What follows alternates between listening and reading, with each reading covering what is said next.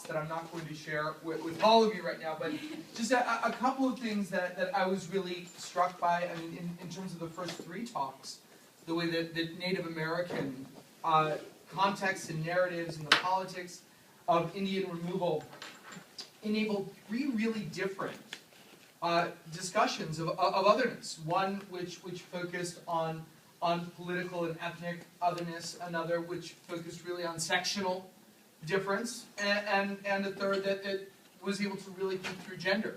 So I that's really striking to me how flexible both your interpretations are, but also the genres and the overall discourse is. But overall, I was also really struck in all five papers about this idea of what's natural and the idea of nature in the work itself. And what really struck me as Lauren was talking about just the proliferation of minstrel show imagery, and Nathan was bringing Warren's ideas back to nature. It really struck me that the larger question maybe of the panel in some ways is, how much we depend on the imagery of nature and natural imagery and ideas to naturalize difference, and just how much we make this idea that being different, being other, is somehow natural and normalized. So, and what I'll do now is, we can open up the overall panel, I think, to questions, whether you want to piggyback on my comments or direct specific questions to our panelists. I think we'll open the floor if the panelists have things that they want to jump in and say to each other. I think this is a great time for that. So I think we're open to whatever kinds of questions you might have. Yes? I have a question for Lauren, actually. You were talking about the depiction of the Mammy character. And I'm really glad that you brought up Uncle Tom's Cabin, because the entire time we were talking about like the benevolent African figure, that's what I was thinking about, in the Stowe's racialized view of Africans and as benevolent people. What do you make of that? Do you think they're sort of doing the same kind of work? Interestingly, there is so much research to be done, or that has been done, but to look at, with the link between blackface minstrelsy, those stock characters, and what Harriet Beecher Stowe did. Harriet Beecher Stowe was openly against and never once authorized her book or ideas to be adapted for the stage. She didn't agree with these characters being used. She didn't agree with the actual stereotypes of the stock characters. But it's so shocking and interesting that her book so closely resembled it that it was so easy for these people to go in without her authorization and change a few names, and they had the most famous play. But no, she was openly against it. I think one of the really interesting things, you mentioned that it was, with Mammy, it was like a cultural sign of relief, which I think is a lot of, and at least in my reading of Uncle Tom's Cabin, is a lot of what Stowe was trying to do, was try to set the audience at ease about Africans, and sort of say, no, look, if we free them, it's going to be fine, they're not going to kill us all. Which sort of seems, well, because the other racialized view is, that they're savages, and if we treat them like people, then they're going to kill us. And so I just thought that there was a really interesting connection with the sort of we're really comfortable with this sort of a black character. I just thought that was a really interesting connection. It's interesting because, like I said, the cultural sigh of relief, when you see this Mammy character, she's around her owner's children. She's completely trusted to be in the house, around the personal goods. She even sometimes gets to teach the kids if she's literate. The amount of trust placed in this stock character, it's meant to give the audience this, okay, that's like one less thing we have to worry about right now. But in Uncle Tom's Cabin, the way that she moved these characters around to give the cultural sigh of relief, it really kind of had the opposite effect right away, where it was like, whoa, wait, we can trust these people? So I do think that's interesting.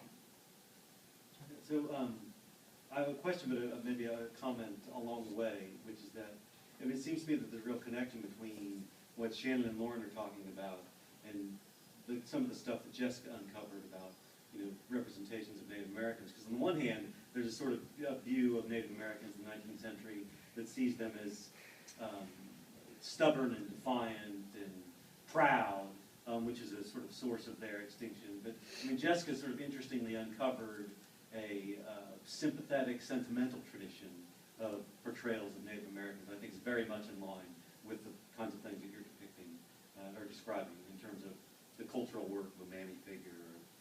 And you can feel free to comment on that. Go ahead.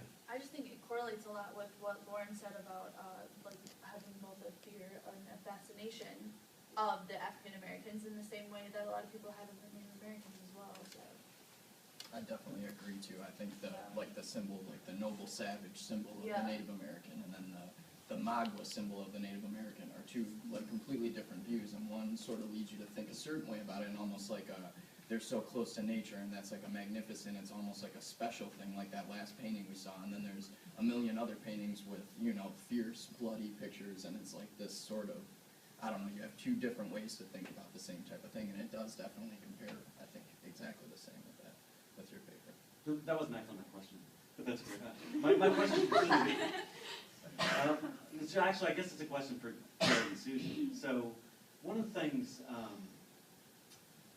that's one of the odd defining features of Natty Bumppo in the Leatherstocking paintings. He's an odd figure to think of in terms of, I don't know, like masculine ideals for and stuff. Because I mean, aside from his insistence on his racial purity, which, as both of you remarked upon, is his celibacy. I mean, he's adamantly celibate. There is no future for Natty Bumppo. There are going to be no little Bumpos. No, it's true. He's not a reproducer. Yep. So I just wonder if you can, neither of you really talk about that, but can you talk a little bit about that feature? Like, how would you incorporate that in terms of your thinking about him and For me, it's the strangest thing, because that is a huge point of it, and obviously when you're talking about masculinity, that point is going to come into play also, obviously. And it's weird because he sort of throws, instead of like a traditional relationship, he sort of trades that in for more of like a male camaraderie relationship with his Indian companion. And I find that interesting. I have trouble explaining that myself. I honestly do. And if I had more time to, look into it, but I honestly, I can't find a good answer for that one. I mean, it's hard Susan, maybe you have the answer. Yeah, she's... No, I'm just thinking that's I should have done my paper on that. No, that's really great. No, unfortunately I kind of focused more on David and his heightened sexuality too, of course, but he's, celibate as well. Right? Mm-hmm. So that is, I guess I really didn't draw the parallels between that. I mean, we discussed in class when we were talking about Last Mohicans too, and how Hayward and Alice sort of serve as this image for the future of America at the end, because they are the two that will be fitting together, and obviously they can reproduce, and that's going to be what will carry it. But I feel as if there's a place in American history for a constant Natty Bumppo. That character doesn't have to be like a continuous, he doesn't have to be there, the symbol of the future, but there's a reason for him to be there. And Hayward and Alice can't get to that future without the assistance of him and his Indian companion.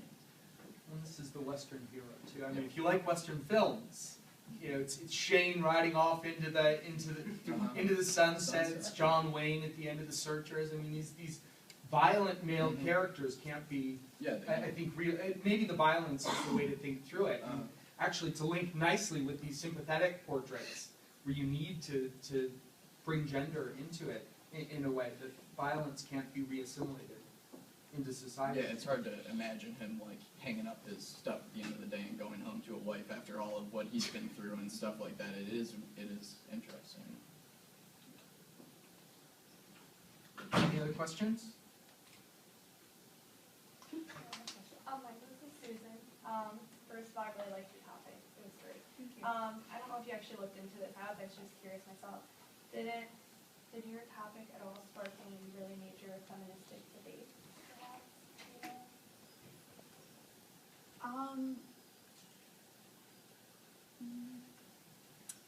I mean, I guess the only extent would be the Grevin article, which I think it kind of touches on how when men were kind of, discussed in effeminate ways, how that was negatively, looked at in society.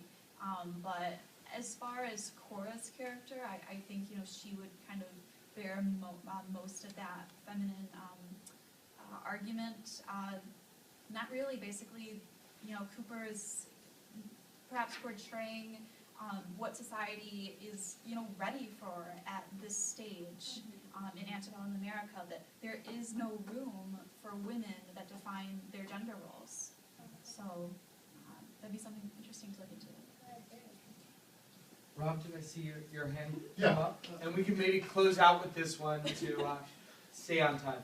So Jessica, I have a question for you. I thought, really, this was a terrific panel. You saw us whispering, it was just how good each of your papers were. So your paper focused on this largely sympathetic portrait of Native Americans. And it seems to me that that sympathetic picture often depended upon its kind of natural, the association of Native Americans with nature. I wonder if there's a way that you could see that sympathetic natural image as just the flip side of the dangerous savagery.